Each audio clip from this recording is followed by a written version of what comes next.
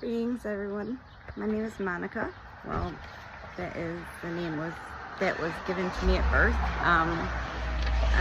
My actual identity, my true DNA, is of a Blu-ray, a male Blu-ray. At that, Blu-rays are not big on labels, so when I asked him his name, he kind of got a little snippy with me. Blu-rays, that's what we're going to actually talk about in this first video. So we're going to talk about how to spot a Blu-ray. The reason I started this little channel really quick is because I noticed there was really only one true Blu-ray teacher on here. She calls herself the Alchemist, but she goes off into other spiritual explanations of the New Age rather than sticking with the Blu-ray. And I believe that it's about time that we foster that somehow, because there are so many of us still living in the dark, and we'll get into that as well. So that is the number one reason why I'm starting this. I'm realizing that we are truly 144,000. I used to think it was a frequency. Now I'm starting to believe that we are the fallen angels, finding our hearts, finding our grace again. And we are spread out amongst all four corners of this earth. So for a reason, we are the highest density of light from the seventh density. So we can carry, and we are also, that makes us alchemists. You'll find us in a lot of, in our origin, we were scientists. Now you'll see us as observers or scientists, mostly working in the humanitarian type level work. But other than that, our love language is service. So I wrote some of these things down so I didn't lose track, because I'm giving you from a Blu-ray perspective as a 40-year-old woman who has lived their life like it was a boot camp, because our minds had to be strong for this time, and we'll get into that in another video. So Blu-rays can be any age. The first wave is my age. They're about anywhere from, I'd say, 35 to 40 right now. Maybe 42, around there. But like I said, I've never met one that remembers truly their origin of what their soul is. So I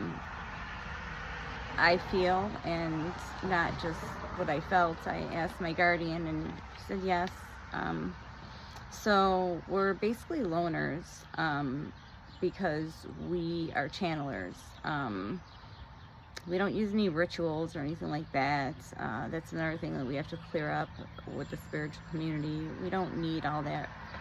We're the true alchemists. We reverse with our minds, with our voices. Our voices are light codes. So in an etheric level, we're also demonologists. They're hearing something else. They know we can move the wrong way and somebody's upset with us, but then again, we're always remembered because of our light, and because of how we made 1 in a million feel like they were on top of the world just for a moment, and they were important. We usually run with the outcast society because we are the outcast society. That's one of our main missions, is to create a new world, a heaven on earth, not this three-dimensional, they call it matrix world. It's just a materialistic world that they use us to create. So by definition, we're the outcasts. We have long hair. We find power in our hair, like the biblical Samson. We all grew up around a narcissistic, dark, traumatic situation and life, and I will explain that in another video in depth. That is one of the reasons why I'm making this entire channel, is so I can help us get out of that. because that is just was just part of our boot camp. It was what we needed. We had to be in the darkest to be in the light. Okay, so we believe in the law of one. So as like in no ego, it means like we're all connected. So one of our main spiritual objectives is to go through an ego death, which I am going through like hardcore, like for the last time, like right now. That's why I think it was time to do this. Let's see. We can we can only stand the energy if it's for like 10 minutes if it's dark. Then we're just like checked out. Our light is sucked up like a moth to a flame or a fly to shit. It doesn't matter. They are attracted to our light. It just is. And it also irritates the demons that don't have light. So that's where the irritation comes from. We do not adhere to labels of the ego. So that is one thing we like to clarify. Like some people, like I like to clarify a lot about what true twin flames are, and like what true starseeds or angelics are, or what the true messages of Christ were, or John the Baptist, things of that nature. So we're obsessed with language, with linguistics, with ancient culture, civilization, spells, because of the spells, because it's spelling. We're alchemists. We're here to undo those generational curses and those generational traumas.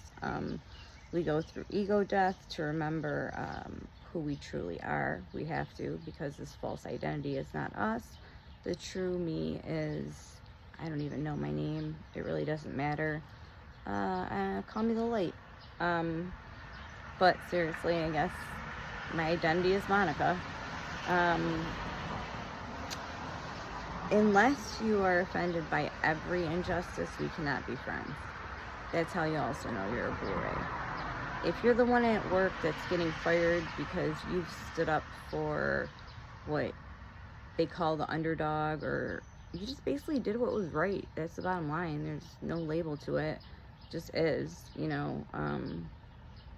And you've always felt like you've done the wrong thing because it was always the majority against you. And that's another video we'll do another time about how we've been persecuted in the past and how we cannot anymore. We are not conventional parents. We learn, experience, and teach. It's the only way. How can one teach if they do not experience? So it's learn and teach. That's the bottom line for us. Learn, teach, learn, teach. It's the same with our children. It's the same with a stranger. We're very connected to nature. If we're not, we have stomach issues. We cannot eat death or meat, or we will suffer in many ways. We do not like to be heavy. We do not like this body vehicle as it is. It's hard to integrate our spirits with this. So it has to be as light as possible, just like our spirits. We seem neurodivergent, but we are really Hyoka empaths. Look into that as well. So Hyokas are the highest, I won't say the highest, I don't like that hierarchy thing. One of the strongest empaths known, because they feel the suffering to know it. So it can get overwhelming, so they could seem very neurodivergent. Our eyes are encapsulating. We do not care for the spotlight. That is why you don't really see many of us. And the ones that do come out are kind of like pretending to channel, or they're fakes, or they're just jumping on the bandwagon with the blue avian thing or whatever. I'm sure we look like that in some density, but so we empower others. We're great at empowering others. Our love language is acts of service. Service to us is the highest form of intelligence, because this is how one gets closer to God. And if God is the highest level of intelligence to us, then that's the highest level of intelligence. Nowhere has ever been home. It's where our heart is. We're a wanderer. We may seem like a hippie. We have one true love, if any. We usually live like saints. It's very hard to explain to people that we're also essentially a demonologist as well, because our life is lived in the spiritual realm. It's all spiritual warfare. We have an affinity to Christ and John the Baptist, but not in the way that they told us the story.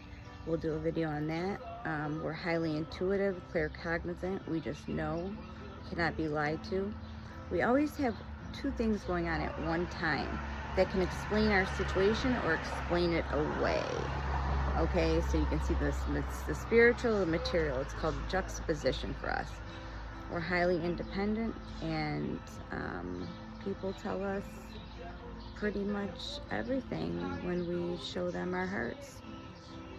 So I hope you really enjoyed this first video. I'm going to try to edit it a little bit. I really want you guys to follow. I would love your input. If you resonate with any of this, if you feel anything from me, you feel like you're my DNA of some sort, please let me know. So stay love, stay light, and stay diligent.